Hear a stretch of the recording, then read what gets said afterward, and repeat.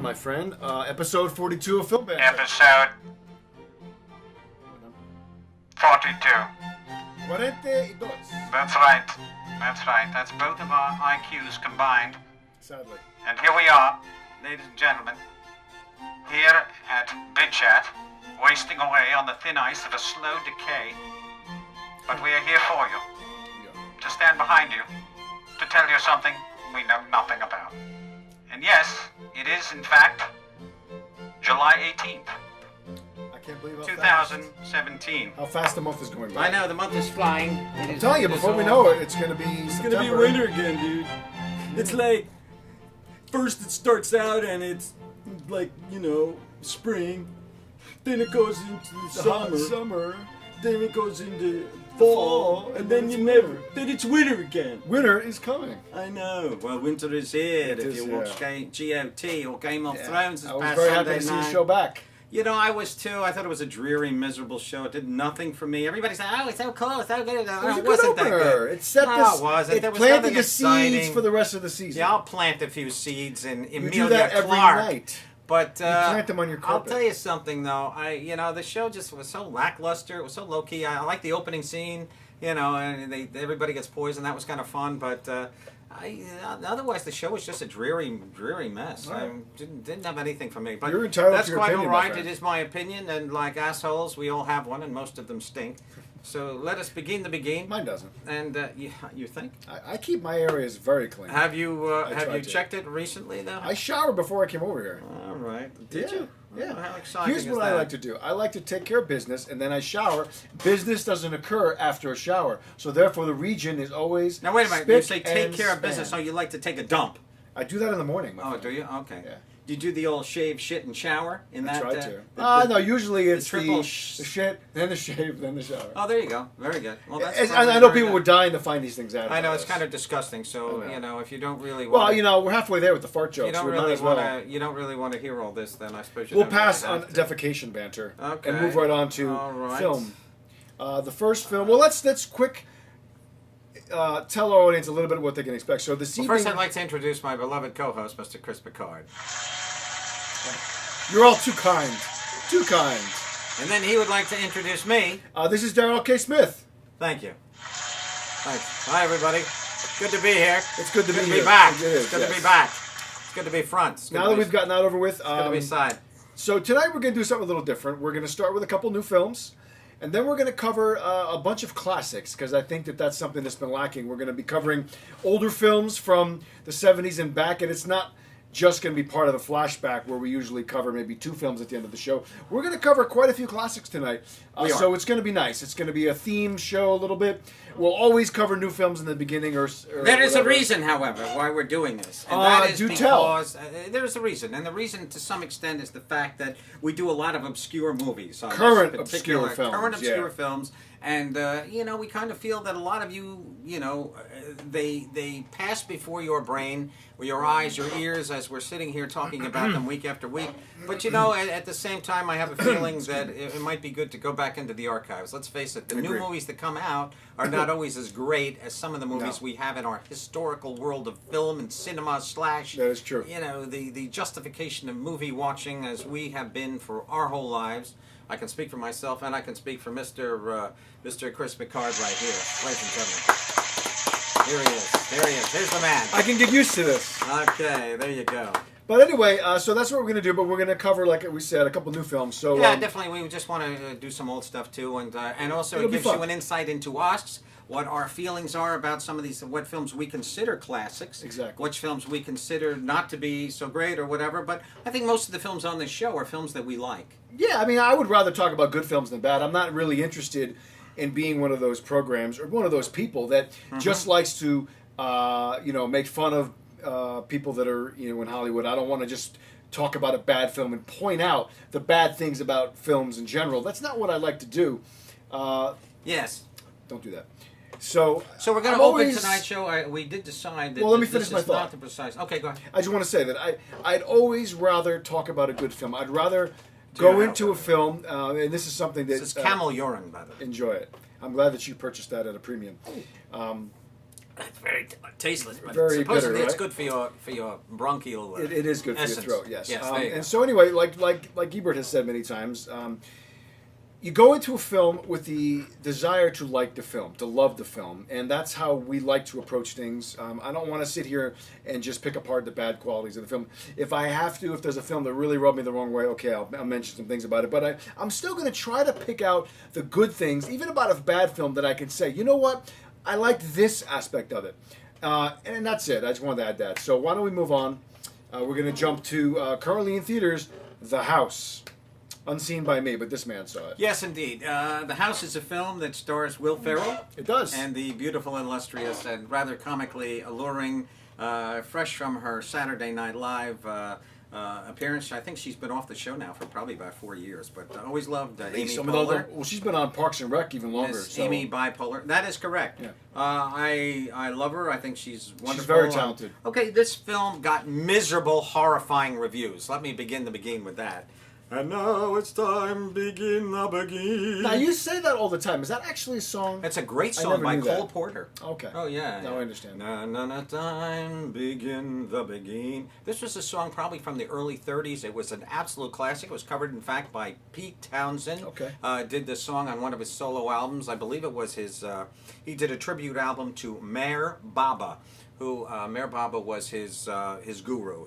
He was actually the whole inspiration behind the 2-record set rock opera Tommy. Interesting. Okay. Meher Baba was. So anyway, I was just a baby laughing. I don't know why. Okay. But anyway, The House is a. Now it's time to. That's right.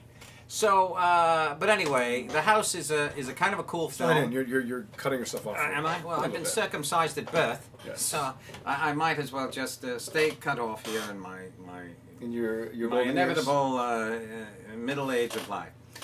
So, okay, this is a film about a couple with a... I love the girl who plays the daughter in this film. She's so normal and natural, and she almost has a Tina Fey, a young Tina Fey kind of a feeling about her, quality about her. I really liked her so much. She was so good and perfect.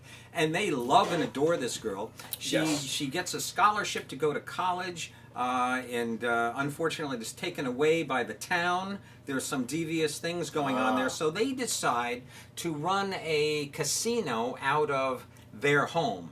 So they link up with another guy, this bearded friend of theirs, and they actually end up doing it in his home.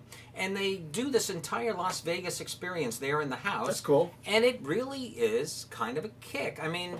This movie is not a great film. It's only about an hour and 20 minutes long. So, you know, when I see a film as that of a length, I'm immediately suspect, I have to say, because most good comedies are usually about an hour and a half or a little bit more, hour 40 or so. Hour 45 being the median film running time these True, days. but when it's an hour and 20 minutes long, I sometimes kind of feel like, well, they A lot didn't of even have horror enough is like stuff. 120. Well, not so many. Horror is almost always 90 minutes on the nose. Yeah. But this film, I have to say, there were a few laughs in it. It's not a great movie. I don't recommend going to the theater to see it. It's not necessary. You can wait for it on video, and you'll enjoy it just as much. But it has some great moments. They both kind of become alter egos of themselves. That's kind of fun. Yeah, it is fun. Will Ferrell becomes the butcher. After inadvertently chopping off somebody's finger during the movie, which is in all the trailers.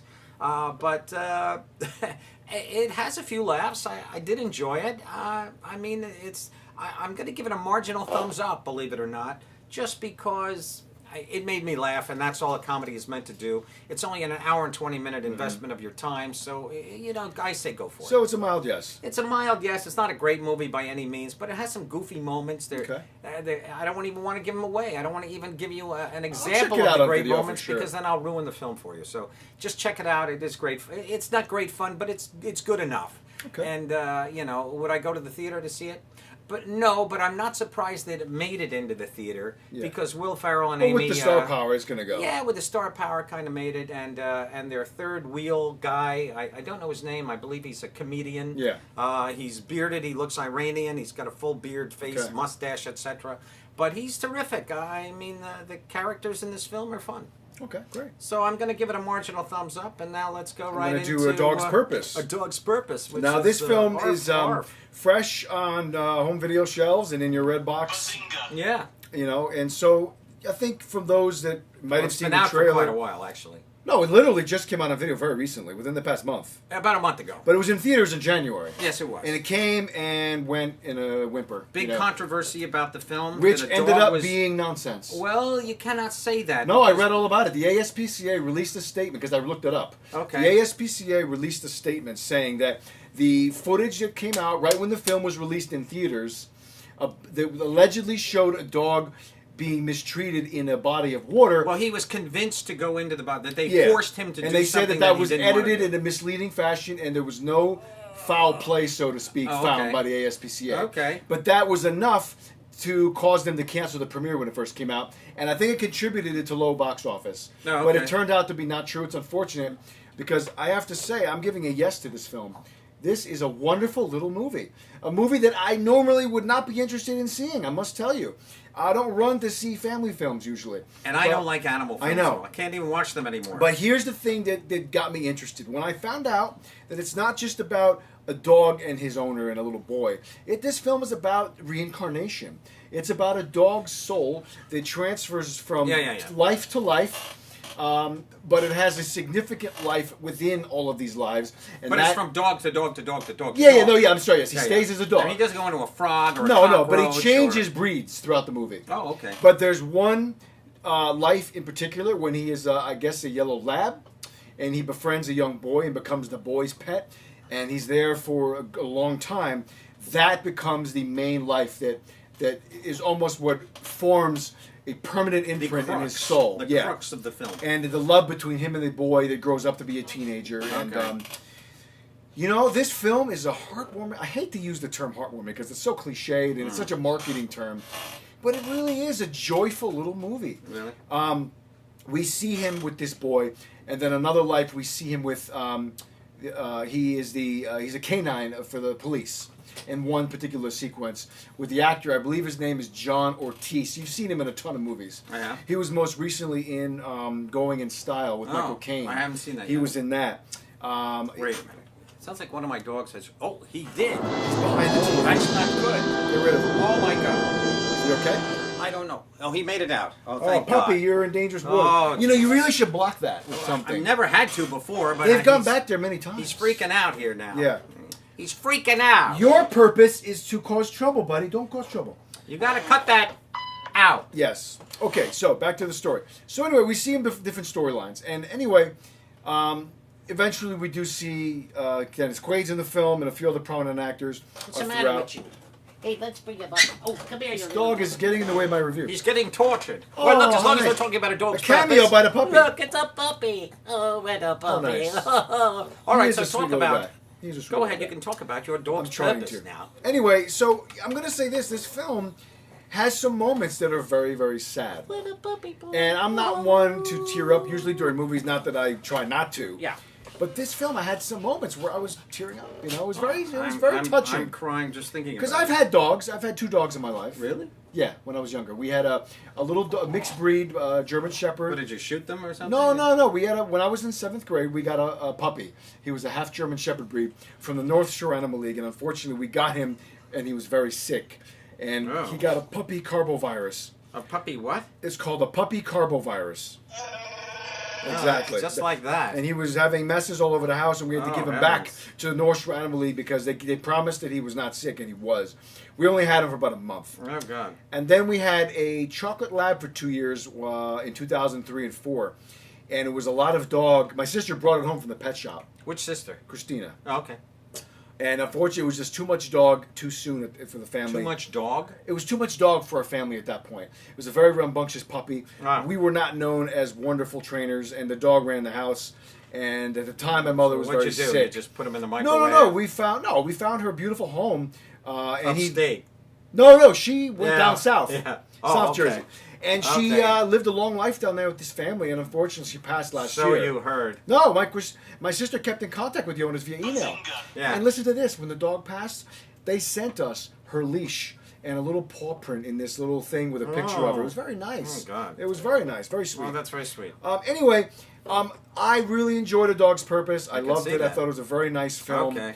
It was heartwarming. It was funny. What was great about it, the narrator of the film was the dog itself. Oh, really? Josh Gad did a wonderful job narrating the movie. That just makes it sound so stupid to me. No, that it was- the dog is being narrated. He was narrating his different lives. It was Oh, I see. beautiful. Okay. No, it was beautiful. It really was. All right. It was really a nice film. To your health, my There friend. was some comedy, but there was a lot of charming moments to it, sad moments, some exciting moments. Animal films are always manipulative. I don't like them. Absolutely, I agree. always have a I very agree. strong sense that the dogs are being, mistreated. But or not such. not anymore with PETA on the horror. PETA is always on top of these movies. Well, this is true. They are on suppose. set. Believe me, they can't get away with anything these days. Okay. But I wholeheartedly give a big yes to A Dog's Purpose. Okay. It's a charming, charming little film. I really recommend it, and it's a different spin on a child's dog movie. I really enjoyed it, and it's a movie that the whole family can watch. Okay. So now we're going to move on to an animal of a different persuasion, Okay. which is the big movie of the weekend, the big box office smash, War Yeah. for the Planet of the Apes. Okay. The third of the rebooted Ape franchise. It is the third of the we have Rise of the Planet, And then we, Dawn. well, actually, there was Dawn. No, then Dawn there- was the second one. Rise was first. Was it? Yes. Oh, okay. Oh, interesting. What's going on here? I don't know what's going on here. Your but, phone is supposed to be on silent. Well, no. That was a sound effect. Oh, well, I that don't know. wasn't anything I else. didn't care for that one. So we're just gonna leave it here. So anyway, would All you right, like to so, describe the premise of War? We can talk about War. This is the third. I don't know if this is the final film. I think it's not going to be. I was led to believe that it was, but No, it's not. obviously, by seeing this Yeah, film, they left it open. we follow Caesar in this. It's it more was- than a salad. He is more than a salad, in Stupid. fact, and he's more than an emperor Yes, of Rome. exactly. In fact, but I got to tell you something. I mean, maybe I've just become jaded to some of these films, some of these sequels that are coming out. I'm going right into my personal feeling. Well, I think everybody knows what this movie How is. the film? Of course they do. I mean, this is a film that's about the war between the apes and mankind. Yeah. This That's all is you in need the to know, future. really. We're setting. These are all prequels to the famed Charlton Heston film, where Charlton Heston is taking prisoners. Get your hands off me, you damn dirty ape! I never saw the originals. I I've think seen those very pieces. words were said to Donald Trump down on the Mexican border recently. But anyway, I didn't love this film by any means. I kind of sat there waiting for the time to go by. Caesar is heralded as this great ape. I kind of felt like he was the Vin Diesel of the film, that he was kind of, he had this great reputation, but I didn't feel that the reputation was really warranted. Just like with Vin Diesel, if I may say. I just kind of felt it's all about family and the little kids and this one here and over there. But I didn't really feel that he reputed the... I didn't feel he really deserved the reputation that Caesar, as the head ape, was kind of getting in this film. I kind of felt that he Well, didn't because he actually... earned it in the previous films. I get that, but he didn't seem to... For me, in this film, he was like just another one of the apes, in fact. Well, no, in this film, he was pretty much on like a one-man mission, the suicide mission of revenge, in a way. Yeah, kind of, I suppose. But I will say that the performance by Andy Serkis is always excellent. Andy, spectacular. The effects are top-notch. Yeah, Andy Serkis, of course. I- And I- they did so a beautiful. great clip, if I may say. They showed this on Stephen Colbert recently. Mm-hmm. Andy Serkis, of course, he played Gollum in Yes. the Lord of the Rings trilogy. And King Kong. He also played King Kong, which I will be reviewing later on in the show as a flashback kind of a thing.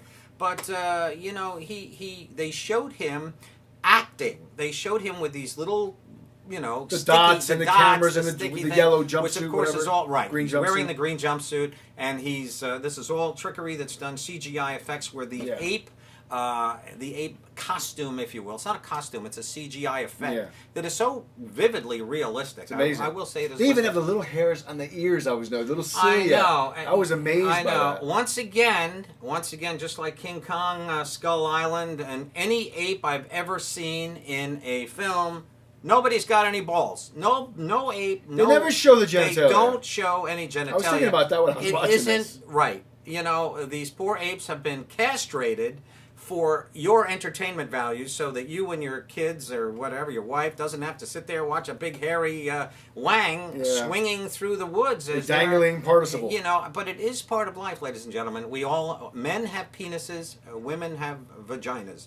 So, But and I will say did this. say that the women did have little They breasts. showed that. They did have a one woman But specifically. if you look at a gorilla or if you look at a chimpanzee in the wild in a nature video, yeah. I wouldn't say the genitalia is super obvious. It's not super obvious, but it is there. It does exist. Yeah. But you do we know, always see it, though? Maybe we don't need to focus on it. Well, I think that they kind of, usually it's kind of like Elvis on Ed Sullivan back in the 50s. They kept the camera waist high because they don't want to show it. Yeah. So when Walt Disney's doing somewhat of a nature show, back in the 60s, Walt Disney used to have these wonderful nature I remember, films. yeah. They were just dynamite. But did you like this film? I liked it. I didn't love it. I'm kind of like with you. I'm getting a little burnt out of these movies. I think they're all good movies. They're all well very made, well done, well well made, acted, well made. very well executed. Yeah. But I just find that okay, It was all right. slow I mean, moving. this was very slow. I'll be honest Very with you. slow. I was drifting. For the first Yeah. half hour, I had to keep adjusting my position and drinking my iced tea to stay awake. Thank God my popcorn bucket was there, so my head didn't, Yeah. hit my lap. But I would have just crashed right down to the floor. But Yeah. no, the bucket was there, and suddenly I had a face full of salt. But you know what? That was okay. But, I just feel like this movie did nothing for me. we've seen it all before, and maybe this is also not necessarily. Is it really just the? Same old shit. I mean, in a way you That's can right. say that, but in another way, I can't fault this particular film or these filmmakers. I think it's just where we're at with cinema in general. As an audience member, we've seen everything. The effects have gotten so damn good, we've pretty much been exposed to just about everything. Yeah. So it takes a lot. It took an Avatar to knock us out of our seats in 2009. So now maybe it's going to take Avatar 2 to get us back, to reinvigorate us for the marvel of what's 2018. cinema. I know. If he doesn't And push it back again. Then the third one doesn't come back till 2020. He's Yeah. got these all Yeah, I out know. of 4 I more know. or whatever, Well, but- God bless James Cameron, because I agree. without him, I know. nothing would be innovation. Yeah. There would be no So innovation in I think film. that's kind of what it takes. Is that Yes. we've just been there, done that, Been and there, so it's done that. harder to enthrall us. I did like Woody Harrelson. I thought he was good. I thought he was kind of wasted in this film. Well, he didn't Woody have a is- huge part. I'll put it that way. Anybody But could have I played liked that him. part. I don't think that Woody was particular to that role. He was fine. No, but he played the role well. I thought. This was such a. It was Steve such Zahn was good. It was such a little Apocalypse Now ripoff. There's Yeah, I Woody know. with his bald head. I know. They had Ape Apocalypse I Now know, I written saw on, that. scrolled on a wall. That was a nice wink to the audience. I just didn't care for it. I just thought it was kind of But a. I'm still going to give stupid it a movie. mild yes because it's not a bad movie. It's just I think it's a tired franchise. I think this man versus Ape. man versus insert your creature, Godzilla, whatever it might be. Yeah, so I insert just your think creature we've here. seen it all. Yeah. And so it's hard to get us excited. Yeah. So that's my review. It's good. I agree. But not great. No, Nothing to run out and see. And because of that, I'm giving it a no. You're gonna give it a I'm no. I'm not Okay. giving it a yes. All right. I mean, was it a good third part of the trilogy? No, I thought it was very. I thought it was very. I low-key. thought was all let three down. were on par. I thought they're all the same. Oh, I disagree. I liked the first one, and I liked the second one too. I liked the one where they're on the bridge and they're having this great war. That think that was the first one. Yeah, that It was cool. I loved it, and I liked the second one too. There was a lot of action. You know in what it. I liked about the first one a lot was when Caesar was first getting his intelligence, and he was fighting swinging with the around the other- house Yeah. in the attic. He was fighting John with that Lithgow. other ape Yeah, who that they was cool. mentioned who was dead in this one. The best one in this was the orangutan who picks up the Oh, girl. isn't his name Wilbur? Wasn't it Wilbur? No, it wasn't Wilbur. What was his No, name? Something- what was his name? Oh, Maurice. It was Maurice. No, it wasn't Maurice No, it was either. Maurice.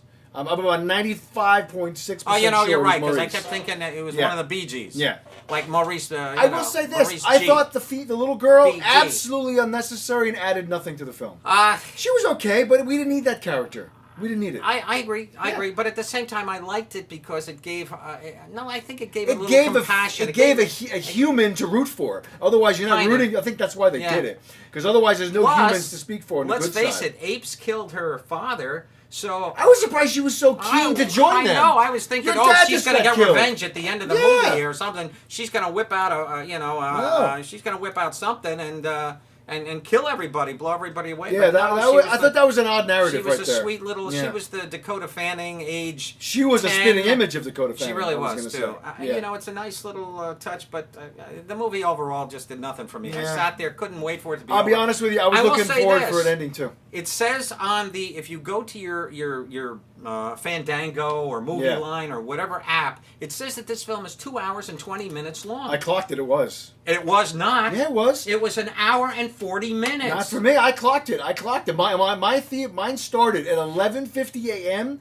and it was over at. Oh wait, no, wait. What time is it? You are wrong, my No, friend. it was over at It was 1:57. So what is that?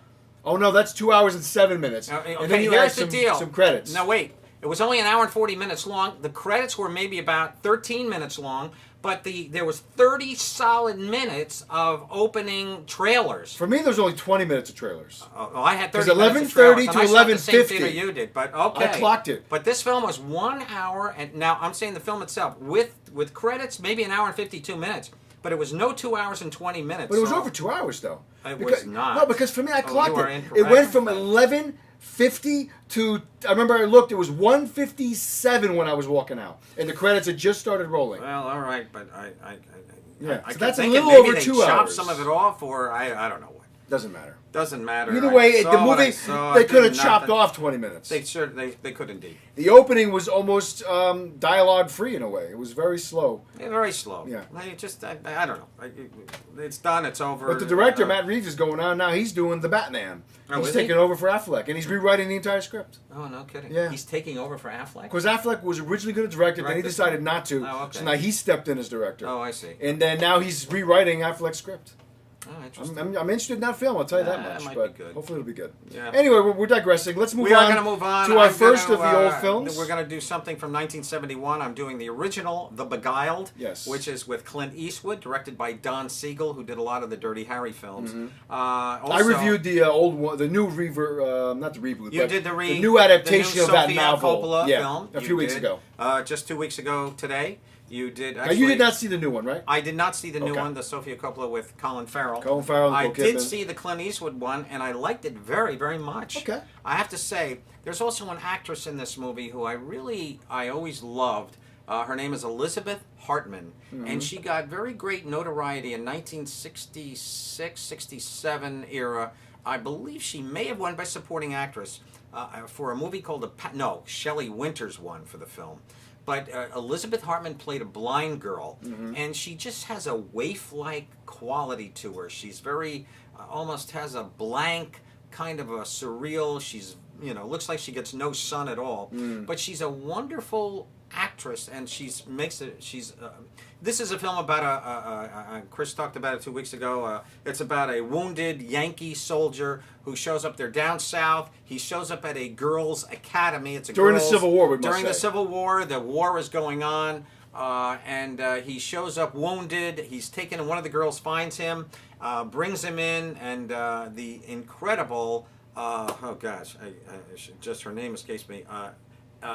Ellen, she's a great Genevieve.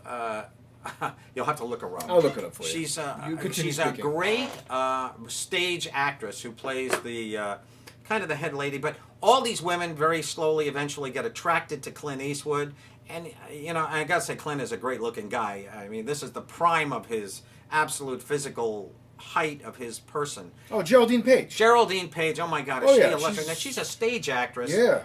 Hook, line, and Elizabeth sinker. Hartman, there But she is. Elizabeth Hartman is Yeah. wonderful in this film. And then I was very sad to hear that Elizabeth Hartman ended up jumping off a building.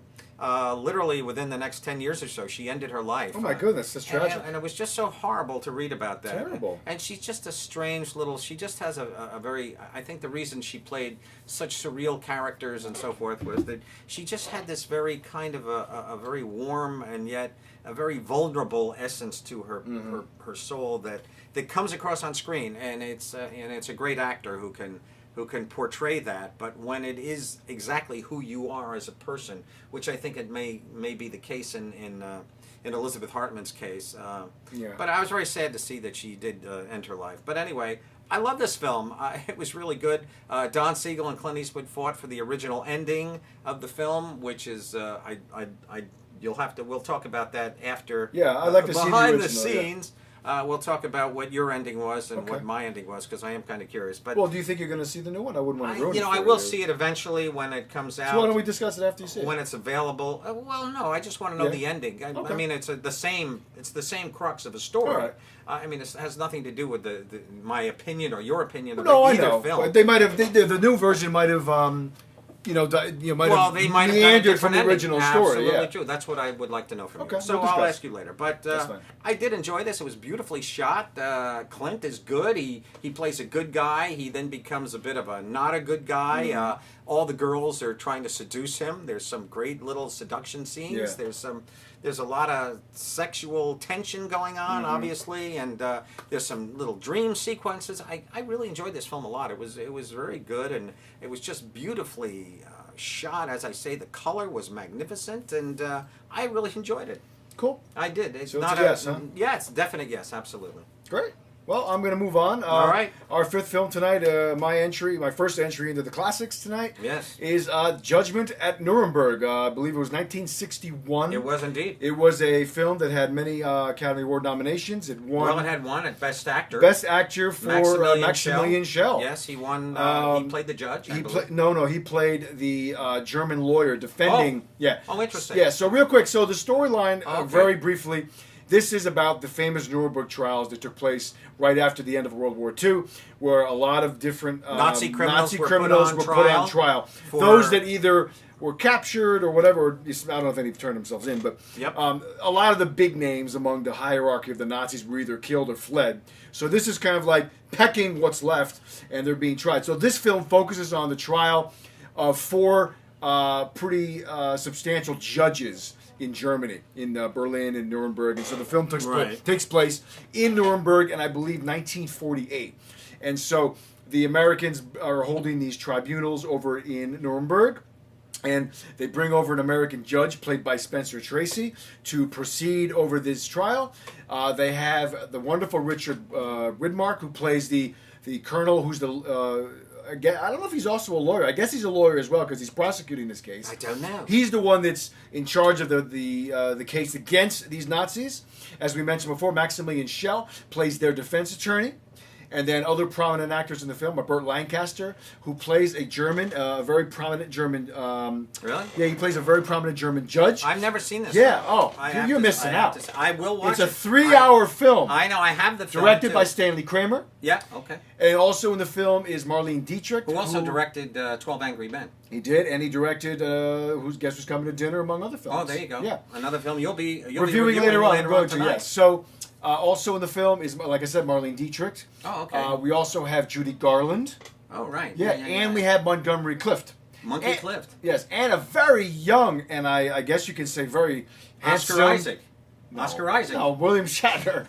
Oscar Isaac showing Well, he's up in in everything. everything Yeah, lately. that's true. So, but yeah, William Shatner's in this. He looks extremely young. Really? Yeah. oh, wow. Yeah. I like to see it. Yeah. So I will watch it for sure. Yeah, you really should. I really will. So It's a classic. I should yeah, I have mean seen there it. are so many good performances in this film. It's hard to even pinpoint which one is the best, but I'm going to say that the best in the film, and it's to me one of the best performances I've ever seen in a movie.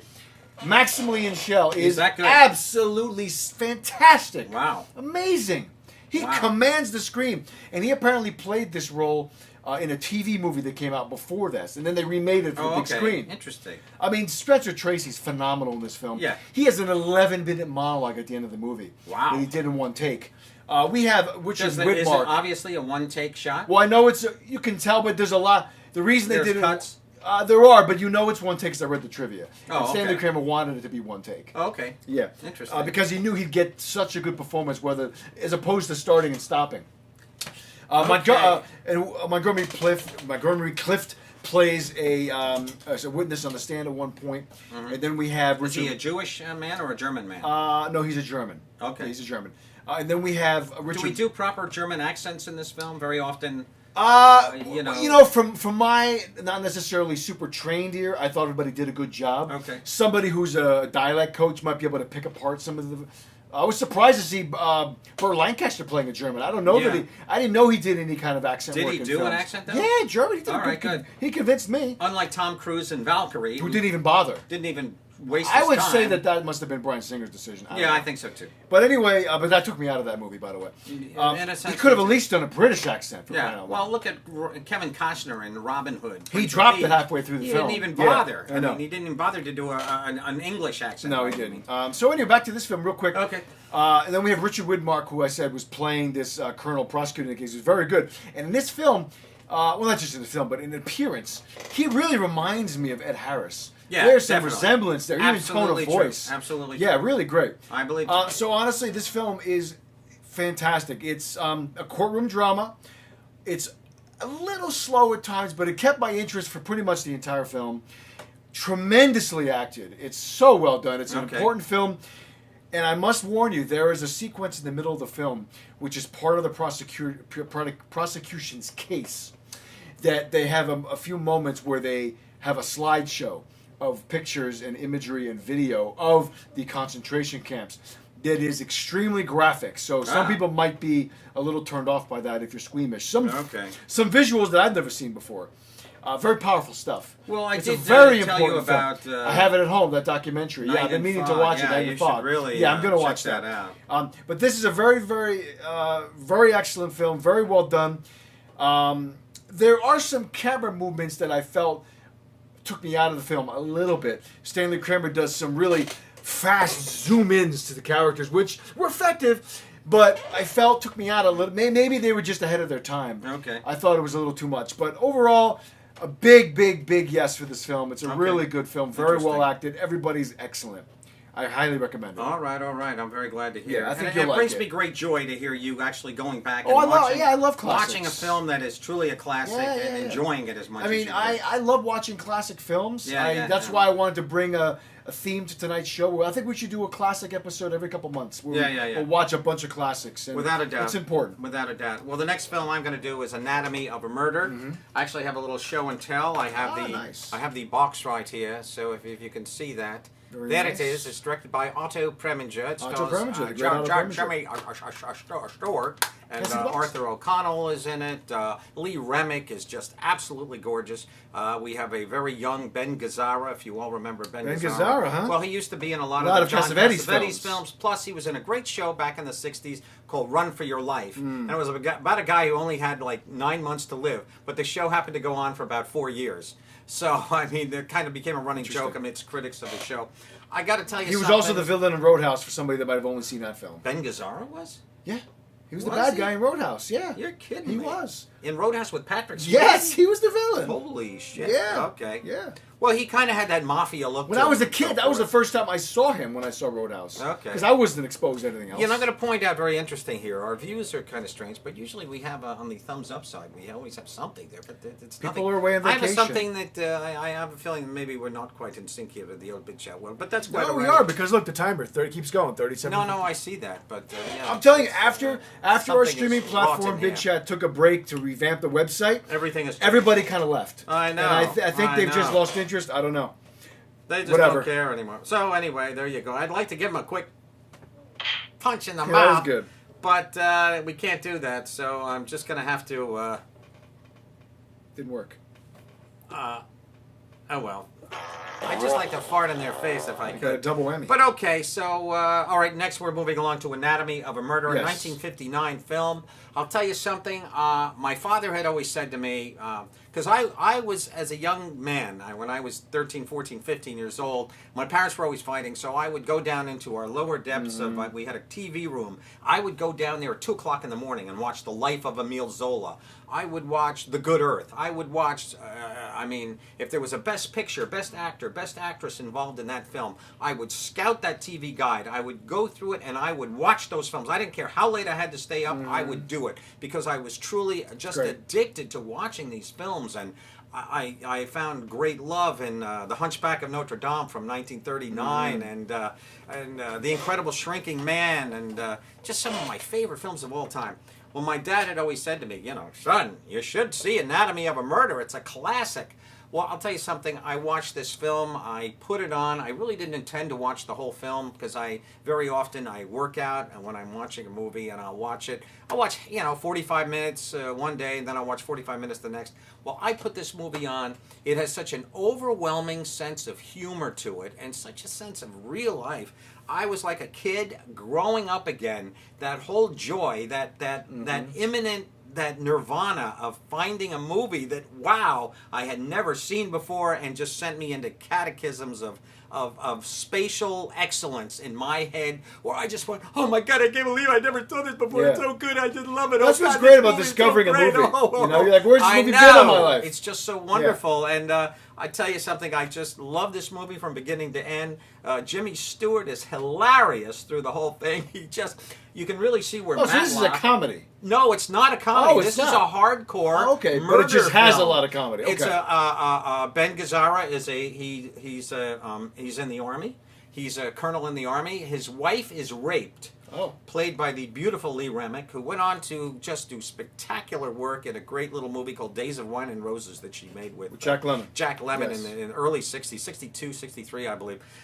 But Lee Remick is a great actress, but my God, in this film, she is just lovelier than lovely. She is so not drop-dead gorgeous. I always get her a little confused with Eva Marie Saint, who was in North by Northwest in a Hitchcock film, but Lee Remick is just a knockout, and she plays a very sex kitten kind of gal in this, and she's flirting with everybody, but I tell you, Jimmy Stewart, as always, it just proves And that what does he is. play in the film? He's the lawyer. He plays the Okay. lawyer who was hired by. She's raped Yes. by a guy down at a town bar. Okay. And she comes home to her husband and says, "I was raped." He then goes down with a gun and kills the man dead who raped his wife. And there's a trial. Okay, interesting. So there is now a trial, so it's read about in the paper, and Arthur O'Connell plays the old, crusty, former lawyer who is the mentor of Jimmy Stewart. And so they have a great bond. Eve Arden, I don't know if anybody who knows who Eve Arden is, but she used to be in a lot of the old Abbott and Costello shows. And she also did a wonderful little show herself called Our Miss Brooks. But I'll tell you something, I loved Anatomy of a Murder. Once again, show and tell, friends. There it is. It's Otto Show both Preminger. cameras, Oh my God. It's just wonderful, wonderful, wonderful. I cannot. Sounds it's great. 2.5 Maybe I'll hours borrow it long. from you. I would love to lend it to I'd you. like to I'd watch love to it. have I'll you watch it watch this it. week. It's so good. It's so good. It's so good. I just sat Sounds there great. in awe like a little kid again, just embracing a movie I had never seen, and just the joy that it brought me. I was laughing my ass off. And as I was about to say, you could really see the key, the essence of where this film goes for so many things down in our media world, such as Matlock, and there's almost a Perry Mason element here. But this was 1959, so. But Otto Preminger was always, his films always had a serious edge to them. One of his great films was the William Holden performance in a 1952 film called Stalag 17. Actually, I think that was 51. And William Holden won Best Actor for that film, and he plays a guy. It's like Hogan's Heroes, but the serious side of Hogan's Heroes. But I'll tell you this, Otto, he got a bad rap for being a really feisty German, director that he was. But I'll tell you something, this was run with such kid gloves. This film was a joy to behold. Just a joy to behold. Off topic, but connected about Otto Preminger. In Kirk Douglas's autobiography, all about the making of Spartacus, he talks quite a bit about the process of when they were getting Dalton Trumbo to write the script for Spartacus. Right. There was almost a battle between Kirk Douglas, the big producer on Spartacus, and Otto Preminger for the services of Dalton Trumbo as a writer, because at the time, Otto Preminger was actively trying to get Exodus written. Okay. And so they were battling back and forth for his time. Mm-hmm. And so I remember there was one moment where they both showed up at Christmas at Dalton's house and having these heated conversations with him about his, which film he was going to work on. You really should read that book. Okay. It's called I Am Spartacus. It's a fantastic. I am Spartacus. And you know what you should do? Do what I did. I got the unabridged audiobook read by Michael Douglas. Oh. What's it called? Phenomenal. I Am Spartacus. Oh. It is one of Michael Douglas's best performances. Really? Period. Wow. Playing his father in voice only. It was awesome. Did he do the voice? Well, he did his father's voice. Yeah, I mean, yeah, he did it as his dad, and it was great. Did his father write the book? Yeah, autobiography. Oh, okay. I did It's not realize that. fantastic. Well, I read. It's Kirk, great. Kirk did a biography. I read an autobiography called The Ragman's Son. Yeah. But this he is also- this is called I Am Spartacus. This is strictly about the making of Spartacus. Okay. And how written by significant. Kirk Douglas. Yes. In when? Got to be in the early 60s. 2011, 2012 it was written. Oh, you kidding? Yeah, I never and even it- saw this. Yeah, and it was Interesting. it really ties into the importance of that film in terms of getting the blacklist abolished. Okay. It was really a Kirk phenomenal. Douglas is now like 98 years And old. he's still He's kicking. going to make it to 100 too. Yeah. Just had a helicopter accident when he was 91. Yeah. Almost died. And this guy's indestructible. God bless Yeah, him. and we're losing. We just lost two big ones this weekend. We got. I know, we did. We lost George Romero and Martin Landau. May they I rest know. in peace. Heartbreaking indeed. But anyway, so we're gonna move forward. We are. I'm going to cover now Ordinary People, 1980. Very well. The Best Best Picture. Picture. Robert Redford the directed. Directorial debut of Robert Redford, starring Mary Tyler Moore, Donald Timothy Sutherland. Hutton, Donald Sutherland, Judd Hirsch. I believe Timothy Hutton also won. He won Best Supporting Actor. Best Supporting yes. Actor And for that this was his film. big break, that film. Yeah, it was. Yeah. And where is he now? He's still around. He was just doing that show a few years ago on USA, I think, called Leverage or TNT. Yeah, I think he's around. He's still You know, working. him and Matthew Modine have, probably play cards every But third they're both third working month consistently. and, Matthew yeah. Modine was just in something. I'm kidding. I I'm know. Making a joke about that. They're both kind of those actors that just kind of live on the verge of. They do a lot of supporting They work. do a lot of supporting Along work with Campbell Scott. Yeah. Well, Matthew Modine was just in 47 Meters, which was the. He was. And he Moore was film. just in Stranger Things on Netflix. He had There a you big go. role in that. Yeah, true. He played the cop. Yeah. But we're digressing. So Ordinary People is based on a famous novel. Very familiar with it. I've seen the forget her film. name. Harriet something. Okay. Harriet doesn't Beecher matter. Stowe. No, it's not her. So the film is really about an affluent family in rural Illinois, kind of on the suburbs of Chicago. Illinois? Rural. Rural. Yeah, you called me out on this last week. My Rural. diction on rural. So it takes place right outside of Chicago in a suburb. They're an affluent family. And so it really... All right, that's enough. Don't make fun of the handicapped. I'm sorry. So the film really You're is quite about right there. the interpersonal relationships of this family. I'm sorry. Timothy Hutton is a troubled teen. He's a troubled teen. Who we learn just got out of a hospital Yeah. because of a suicide attempt. Correct. About a year prior, the family was dealing with the death of the other son, Mm-hmm. the brother who died. He died in a boating accident.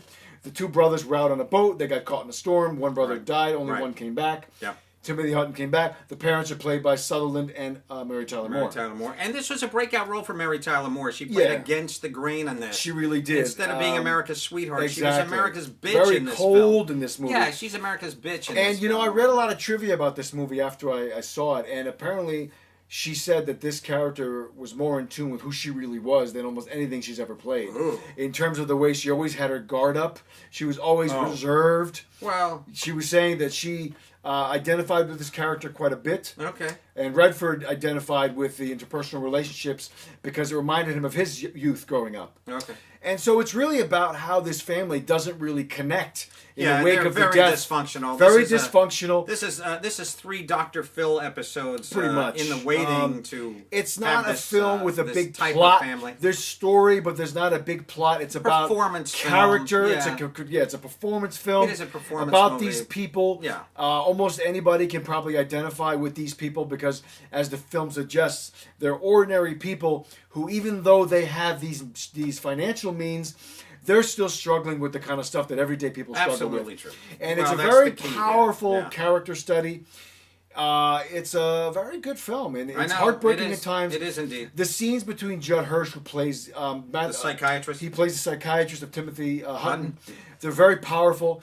Obviously, there's going to be comparison when people see Good Will Hunting. They say, "Oh, they took that right out of Ordinary People." But you know, there's a lot of films that deal with this kind of thing are going to be compared regardless. Yeah. And I really enjoyed it. I thought it was very well done. The acting is very well done. I'm a big fan and always have been of Donald Sutherland. Me too. He does a great job in this film. Very understated. Very understated. He's a grounded father. Exactly so. And He he's doesn't want to also be the- anybody's bad guy. In He's this also movie. the grounded center of the film He to is. some He extent. really Where Mary is. Tyler, he's in between. He's the in the son middle. and Yeah, the I agree. mom. And so, it definitely. I read this it's book. a great little movie. I read this book in high school as part of our required reading course. I think it was sophomore year or Oh, whatever. sorry. I don't remember much about it. I remember fighting reading it. I couldn't get into it. And then I saw part of the film years later. But I never finished the book and I never finished the movie. Damn it. So finally I said I'm going back. And so I did. And Well, we'd like to give you a brief round. I'm going to say a big yes to Ordinary People. Yeah. I think round it's of flatulence also. It's an important film that I think people should see. It's a landmark film. It is a landmark It film really to some is. extent. I think. Yeah, I due think to, it broke new ground in terms of the kind of film. Yeah. It came out right around the time that there was a lot of these personal family dramas winning awards. Kramer versus Kramer the year before. Well, I'll tell you and then something. we had It a was a couple big other ones. letdown. It was a big letdown that it did not beat. That Raging Bull did not beat it. I know. Raging Bull was also I up know. for Best Picture. in Best this film. Director. And Didn't win Best Actor. Should have won everything. Yeah. Raging I could Bull, see that. in the realm of Yeah. classic and going back. You know, we just have to say, oh my God. Yeah, I know. You know, it's like Peter O'Toole beat not Peter O'Toole, but. He lost out in Lawrence of Arabia. Well, no. I was about to mention a guy who played Goodbye, Mr. Chips. His name was Robert Donat. Donat. It was a great performance. It was a British film, Goodbye, Mr. Chips. It was redone later on with a Peter O'Toole and Petula Clark as a musical. But who remembers Robert Donat? But we all remember Clark Gable, who was also nominated for Gone with the Wind and probably should have won. Oh, yeah. But, you know, the Academy Awards, you know, I mean, political, Gandhi beats out obviously. E.T. and, I you know, know. stuff like that. But, you know, what is more of a classic film? La La Land or Moonlight? I know. In my humble opinion, La La I Land agree is with the you. far more classic film. But, you know, But the based... Academy, they just kind of lean and they kind of go where the, you know, Where the politics are where taking. the politics and where taking them. the controversy. They love the I know. controversy. If there So- wasn't the backlash for the Oscars So White campaign, Yeah. as much as I thought Moonlight was a beautiful film, I don't think it would have beat out La La Land. No, I if totally it wasn't agree. for that, Yeah, dare but I say, let's say Moonlight was a white movie. Let's say Moonlight was about white wouldn't have people won Best Picture. in an urban I don't think. scenario with, you know, the same. because kind of we've thing. seen No. a million movies about a white guy coming of age. And we've seen a million black movies about the same thing, where, you know, the kids are growing up and the drugs and the mom is a coke addict and. However, meth this and one this. was done with poetic It was beauty. a beautiful film. It really was. No, a it beautiful really film. was a great little movie, And Moonlight. No question. it really was a memorable movie. No but you know, question. La La Land was just such a spectacle. You know. I loved it. It was just Anyway, I would have been happy either way. I guess. But Whatever. you know, Moonlight came out towards the end of the year. La La Land came out more towards the middle November. of the well, Came out La La November. Land. No, La La Land was a November-December release. So was Moonlight. They both came out at the same time. Oh really? Yeah. Oh gosh, I thought La La Land Yeah, came out no, much no, earlier. I no, thought not that was at more all. like a summer release. No, not at all. Does it seem like months? It came out Months had gone in by. the fall. Okay, Not at all. my error. It's okay. All right, so you loved So let's move- yeah, Ordinary. I liked I'm Ordinary. going to move on now to a film, liked it, I a loved it. 1943 film. That's right. It's called The Innocents. The Innocents. Looks like it's backwards though. Can you all read that? Yeah, it's fine. Well, let me tell you something. This film is basically, it stars Deborah Kerr. I absolutely adored this film. This is a horror movie in beautiful black and white, filmed by Freddie Francis, who was just one of the best cinematographers of our time. He actually did Elephant Man. Oh, beautiful. Just a wonderful black and white horror director. This is a horror movie in the creepiest sense of, oh my God, I did not expect this film to just be another mind-blowing experience along with Anatomy of a Murder. I mean, I just kind of went back and, you know, this is on the Wondrous Criterion label, which you note the little C up here. No, where's the little C? No, oh, here it is. It's up here by her head. But can you see that? It's like a half C there, see? It's like a half C. But anyway, this is a scary little movie. You know, I always love it when kids are able to play adults. And one little boy in this movie, I'm telling you, he gave me the creeps big time.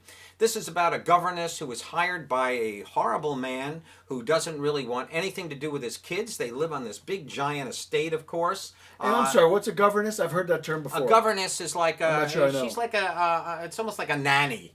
A Oh, hired okay. nanny. Okay. She's a hired nanny. Like to head of household almost. Take care of the kids. Well, there's a caretaker. There's the maid. Okay. There's the cook. You know, we have all the various people that are a part of this the household, household. I understand. But the governess is specifically there to care for the children. I understand. And to make sure that the children are all taken care of as children should be. Okay. So we have the two little kids there, and these two little kids have basically been inhabited by two people, the former governess and a guy who was the handyman around, who have both died.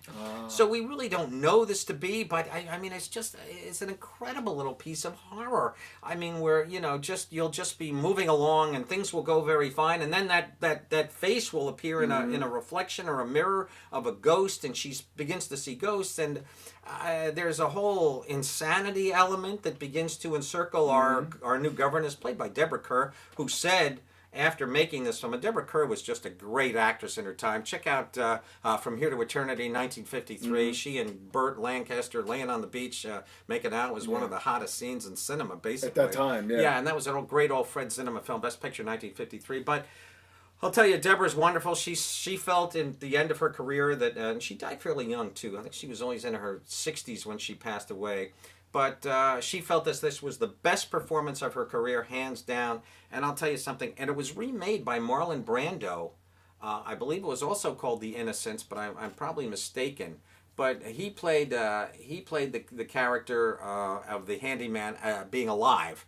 And he would seduce these young women on. I think Marlon probably just wanted to do that. Probably. Just And for what was the hell. year of this movie again? I'm sorry. This is 1943. Okay.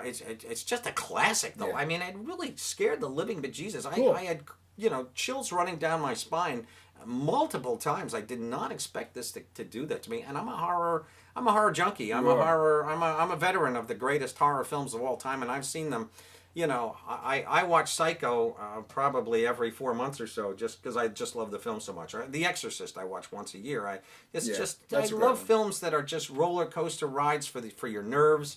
They just give you they're just it's just an onslaught of your personal demons, and I like to exercise those demons. And when I see a film that really gets me, I have to kind of I embrace it, because I want to know why that's making me so afraid. And I wish I could have seen The Exorcist in the theater. That would have been cool. oh, that was a cool experience. I almost Too bad I wasn't even born. Well, I'll tell you, in that year, that was 1971, I believe, and or 72, I think. But I saw that film at the Cinema One in New York City, and I was a very young man at the time, and I sat next to a beautiful woman. I've actually told this story on the show, I do believe.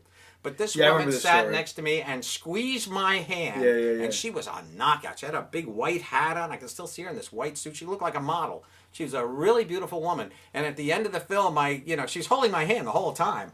And so so I turned to her and looked at her, and I was going to say, hey, let's have a drink or a cup of coffee or something. She was gone. She ran out of the theater. She used me for what she could use me for, and I was history. So there you go. But yes, I did in fact love The Innocents. 1943, Yeah, just check it a out. wonderful old film. If you can find it, it's on Criterion, Criterion Blu-ray and DVD. It's just wonderful. Truly is. All right, you were now going to go into I'm the gonna heat of do the night. In the Heat of the Night. Sidney Another, Poitier. yes, a Sidney Poitier My film. name is Mr. Tibbs. Yes.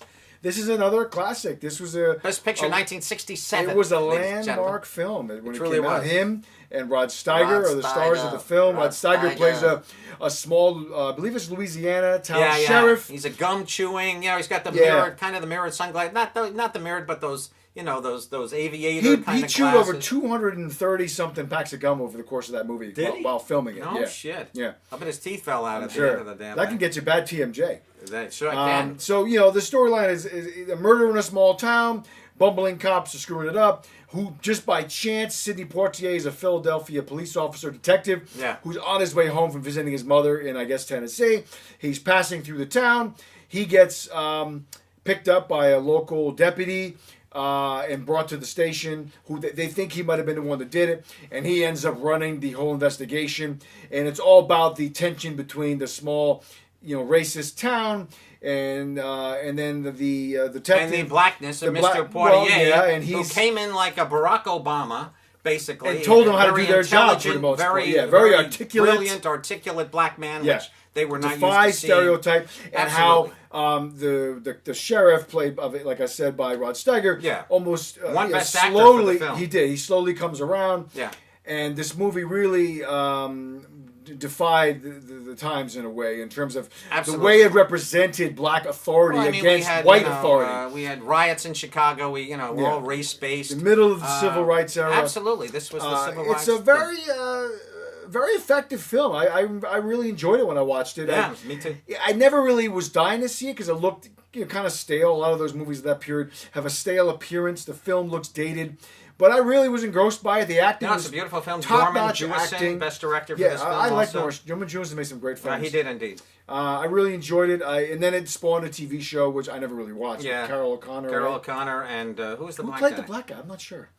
Was somebody. I don't recall. Somebody we know. Yeah. No, we don't. Actually, it was a guy who was kind of a nobody I'll look it at up the later. time. But there you In the go. Heat of the Night, Yeah, I it's loved a it good too. film. No, it's a beautifully I was made very film. much into it. There's some really interesting twists and turns in the story a There little are, bit. yeah. And it's an important film to see. The ending didn't surprise me when that we, not the ending really. Yeah, no. I kind of felt that this person was broadcasting their guilt and their weirdness from the start. Yeah, I know what you're saying. But it's nevertheless, a beautifully it's a made film. It good, is a bit very well dated, done film. but a lot of the films from the '60s are dated. But they're a necessity in our film vision and our film history, just because of the relevance that they had in future black-white relation films and so forth. And Rod Steiger only got that part because George C. Scott wasn't available. Apparently, there you go. He was the first choice. Interesting.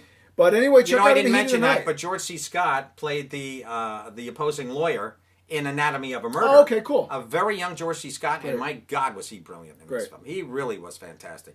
All right, let's All right, so move on. So it's a big yes for In the Heat of the Night. Big yes for In the Heat of the Night. I loved it also. I saw it years ago. I haven't seen it recently. Next film for me is In the Name of... It's just called The Name of the Rose. Not In the Name, as it was written here by my wonderful Oh, co-host. sorry, yeah, right. The Name of the Rose. Yeah, it's just The Name of Apologize. the Rose. It stars The Name of Sean the Connery and a very young... Christian I'm Slater. going to say he's only about 15, 16 in this film. This had to be his first movie. Or did he do Heathers first? I think Heathers might have been his first film. I think his first film might have been The Legend of Billie Jean, which I watched Oh, recently. okay. There you go. But this was very early on. Very early on. This is in the. When was this film? Jeez, I'm not exactly sure what the year of. Well, it's an 80s film, but it is takes 80s? place Okay, it had to be in- like 87. It's Sean Connery Yeah, once mid-80s. again. And Sean is just wonderful. He's the Sherlock Holmes in this film. He comes to a. But they play monks, right? Well, I've yes. always wanted to see this movie. They are indeed. They're monks. It takes place at a magnificent abbey, if you will. It's like it's a monk. It's a castle-esque place. There's only one woman in this entire film. She's a young girl. This is all men. Fantastic performance by Ron Perlman in this. Who you don't like, Literally give usually. him. No, I love Ron Perlman. I do. I Oh, think I'm he's- sorry. I'm thinking of Ron Silver. You don't like? Yeah, I don't like Ron apologize. Silver. Ron Perlman's in this. Ron Great. Silver is quite dead. Yes, he is. So he is gone with our wind. But there it goes, right out the window. But I truly adore this film. I loved it in the theater. The only thing, my only complaint, and I have the same complaint about George C. Scott, now that we're mentioning this, is he did a movie called The Changeling. And that was a terrifying movie. Yes. Colleen Dewhurst plays his wife. She was his wife in real life. Actually, that's not true. She was in the film, but his wife is played by a young, beautiful woman. But regardless, just like Sean Connery and George C. Scott in both these movies, where everybody else is kind of, we the audience we're afraid. We are afraid during certain scenes here. There are moments of terror where people are getting killed left and right. We don't exactly know why they're getting killed, but people are dying. Monks are dying in this particular, this whole world of monkdom. And lo and behold, we do get some monk chanting, which is always a wondrous thing for all you monk chant lovers out there. Yeah, it's a So- very niche group of you. Well, there was a big song that was on the radio years ago, and it was a Monk's Chant song, and it was a big hit. Oh. Yeah, it was a big hit. I can't I don't know remember. it. It was 25 years ago or something. But anyway, Sean Connery is just at the peak of his powers here. He's comical. He's ribald. He's always like got to that see it. sparkle in his eye. Wait, so you were going to a point. You were saying your complaint with him and George C. Is that Oh, they I'm don't terribly act scared? sorry. Is that what They your don't point act was? scared. They're almost too overconfident. I understand, yeah. And that demeans the level of terror that For the we, audience, the yeah. audience, should be feeling. Makes sense. We're not, though, because of their level of non-fear. They're nonchalant. We can't really get. We get behind our host. We get behind our main character. Mm-hmm. We as sheep watching any film. And if our main character's not afraid. However, we did have the Christian Slater, little Jack Nicholson Jr. It's true. Who was nothing like Jack in this, although he is very much in Heathers. He plays little Jack Nicholson Jr. That he just does that whole shtick very well. But he's terrific in this movie. He's the young. He always calls Sean Connery master because he is in fact his master.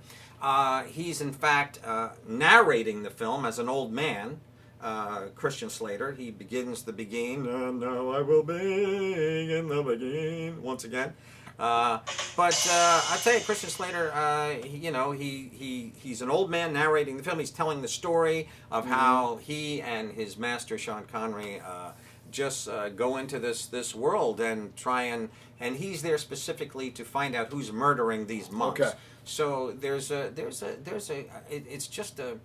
There's something about this movie that I found, and also F. Murray Abraham is in this film. He shows up at the last half great. hour. I always love him. Spectacular performance. He's only in the movie for maybe 25 minutes tops. Cool. He steals the show. He's Great. so amazing. He's so good. He's so good. If He you haven't really seen is. him in Amadeus as Amadeus, Salieri, well, he won an Oscar. you He got to won see his- that. he won his He was Oscar. shooting that while he was doing Scarface. Amazing. Yeah. Simultaneous. Amazing, Great. amazing He's stuff. great. But, and it's a shame. Then he kind of fell into well, obscurity. no, that's in a way. not true. He had a lot of went- supporting roles. He did so much Broadway.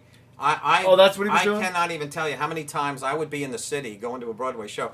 And at the end of all the Broadway shows, if your show ended earlier than the others, very often you could walk by the doors and they would have the Well, they doors would open. come out, right? And they would be doing the end of the show.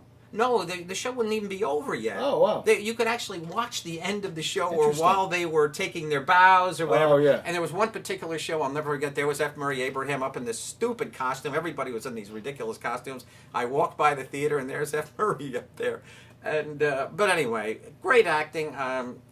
Name of the Rose, just a wonderful little, but it's a period piece, but it's bloody as hell and it's gruesome and it's wonderful. I loved it. There's a couple scenes there that are a little tough to watch and just gruesome is the word. And Italian directors. There's a guy named Dario Argento. And he, some of these guys, they don't have too much of a consideration for animals and so forth. I know. Well, a lot of countries don't even have the a lot laws of countries, against they it. don't give a damn if an animal gets hurt or Don't watch a injured. movie from You know, India. So for me, the there's amount of stuff they do you to know, horses over there. There's a Some of the couple movies. scenes where F. Murray Abraham, in fact, is like strangling a cat before your eyes, and it's a real cat. It just hurts me. But I love this film. I'm going to give it a big yes, absolutely. Well, I'm going to move forward real quick. Do you want to? Because we're getting late here. But go ahead. I'll finish up real quick. Go ahead. I mean, this is brief. So right. my next one is a big yes for Guess Who's Coming to Dinner. I finally watched that film. I watched it. Another landmark film with Sidney Poitier about the Civil Rights era and the interpersonal relationships that were on display in this film. Featured he plays a young black man, a very prominent, successful doctor who falls in love with a white girl. We learn right away that they fell in love in Hawaii, and so now they're going to. He's basically playing Mr. Tibbs. Kind of, He's yeah. really playing Mr. Tibbs right off the Anyway. bat. The girl, But- Katherine Houghton, by the way, is Katherine Hepburn's real niece Oh, interesting. I in didn't know real that. life. Okay, that's Yeah, good to know. Absolutely. So they go to her parents' house in San Francisco for dinner, played by Spencer Tracy and Katharine Hepburn. Katharine Hepburn. Spencer Tracy's final performance as an actor. Indeed. And then, so it's about the tension that's going to ensue over this dinner because, wow, there's an interracial relationship here. And so, Basically. very much timely for the period. This came out in 1967, I believe. 68. It was. 68? Yeah, it was a 68 Okay, film. 68. Yeah, Sidney had just done. He just did In the Heat of the Night. Then he Right, did and this, this was yeah. his very next performance. Yes, and this was again directed by Stanley Kramer, who we mentioned before. Yeah. And then to make things even more awkward, his parents come to dinner. Right. They fly up from Los Angeles. Yeah. So this is really about More black and white tension. more black and white tension. A little It's- more well realized on the law. I think in the Heat of the Night was just better with that Southern cop versus Yeah, Sidney well, they Poitier. show the That blatant was a racism better- and the exactly. resistance to this guy. This is just about a young girl who wants to marry a black man. Yeah, and luckily So- for him, his parents are liberals who are open-minded in a way. Yeah. Who have to come to grips with their own almost reservations because of how society is going to view this relationship. True. Which is the main crux Yeah. of Spencer Tracy's character's resistance to okay this. Right. Is he's very much aware of Yeah, your Spencer is children. he's the judge. Yeah, he's the you're- judge and jury in Yeah, this your film. children are going to encounter blah blah blah, Right. and so it's a very important film again, Yeah, it is. for the time period. And we look back on it today, a lot of our views have changed. Some circles in this country, the views have not changed, but for the most part, No question. on a national level, we've kind of accepted a lot Well, of we've this kind of thing. adopted. I don't know. We've adapted. We adopted, to some but extent. I was thinking to myself, well, today the equivalent of this kind of shell-shocking reaction would be if you could say the average white girl brings home, you could say maybe a Muslim brother, not There you brother, go. but a relationship. Okay. You bring home a man of that particular. Right. denomination to Yes. your parents' house for dinner, you might have the same kind of gasps. So it's relative to the times, and There you go. this is very well acted. Again, this film ends with Spencer Tracy giving another long speech. That's true. Kind of interesting. Very well acted, very entertaining, interesting. I wasn't bored even for a moment. I Yeah. thought it was very well done. It moves along very quickly. I loved it. I thought it was great. I'm going to say though, in looking It's a back, big yes. Looking back now, I haven't seen the film for Probably 30 years, right? No, about maybe 20 years it's been. But when I look back in this film, I look back at it as more fluff. I look back at it as not really an important film by any means. Well, I don't was- know. I I think thought it it was was more pretty of a important. Hollywood creation. Fluffy, yes, To but some important extent, nevertheless. I thought. I think it's important. I think it was really more of a. I think it's far more important for its performances. Hence, Oh my God, speaking of Katharine that, Hepburn and Spencer are just wonderful. Sydney, They- it started up, but Sydney has a real excellent scene where he is pretty much telling his father how it is. Right. And he gives a fantastic performance. It's just the camera lingers. It's one take. Yeah. Phenomenal. Sydney was dynamite. He is such a good, powerful actor. Absolutely. Heartfelt performance in this film. Nobody could He's beat great. Sydney at the he's top great. of his game. He Check was out- Denzel before there was Denzel. Absolutely, You know, he's 100% true. Excellent. And he was also He was a groundbreaking actor. He was great in Lilies of the Field, He Which won I'm going to Best watch Actor. this week. I have that sitting at home on and top you of will my be table. singing Amen. Yeah. He goes to Yeah. a group of Polish Yeah. nuns, and he becomes their handyman. They end. Yeah, don't say too much. I want to see Okay, it. but a It's at wonderful home. performance. He won the Oscar for that. He won the Oscar for that film. And then I was about to mention something else too, but I interrupted you. evaded Go on. me. It's not It's important. okay. But anyway, Okay, let's move on. Let's You want move to do a on. quick I'm gonna show do and tell? A quick show For and the end of tell the show here? We have King Kong, which is the Peter Jackson version. And the reason I wanted to check out King Kong, not only because it just came out in the illustrious 4K. He loves 4K. Notice 4K, and my television is a 4K. So, yes, I do enjoy the 4K, and I do enjoy that amazing resolution on a 4K movie. And when you have the film to go along with it, it just makes your television And I remember that being a shine beautiful like a film in light. general. I watched Gorgeous. the 3-hour and 30-minute Peter Jackson's version of this film. 2005. Naomi Watts, stellar, She's wonderful. great. I watched the extended cut. My only complaint with this is, I really don't have too many complaints with this movie. I mean, once again, we have Andy Serkis here who is playing King I thought Kong. he did a fantastic job in this He's film. amazing. I'll tell you, this Oscar nominations. this were film sure is done. really an epic. Yeah. I mean, the new Kong Skull Island that we just reviewed Yeah. less than a month ago has nothing on this film. That is a one take film, basically. We just have a group of guys going into this Skull Island, battle Kong, a few creatures here and there in between, then another big ending with Kong. Game over. That's it. Show's done. This movie we have It's like a we move character from study almost. New York City, then we get on the boat. We have Jack Black. We have Naomi Watts is wonderful. Adrian Brody. Adrian Brody is in this film. I thought he was a miscast for me. I didn't think he was the great leading man, but I appreciate the choice of using him. Yeah. I believe he had just won or so for the Pianist. Piano, yeah, I agree. The Pianist, which is a Pianist. great film. Yeah, and that's how he plays the piano, by the way, is with his pianist. Yes. Get it? I was waiting for that. But hey, I'll tell you though, I love this film. It was 3.5 hours. It was, we know the ending is coming, and I don't like the ending, of course, with the planes, and Yeah. it wasn't the airplanes, it was beauty killed the beast. And, a lot of homage to the original 1933 version of the film that Peter Jackson does, because I know the original so well. It's just Yeah. embedded in my soul.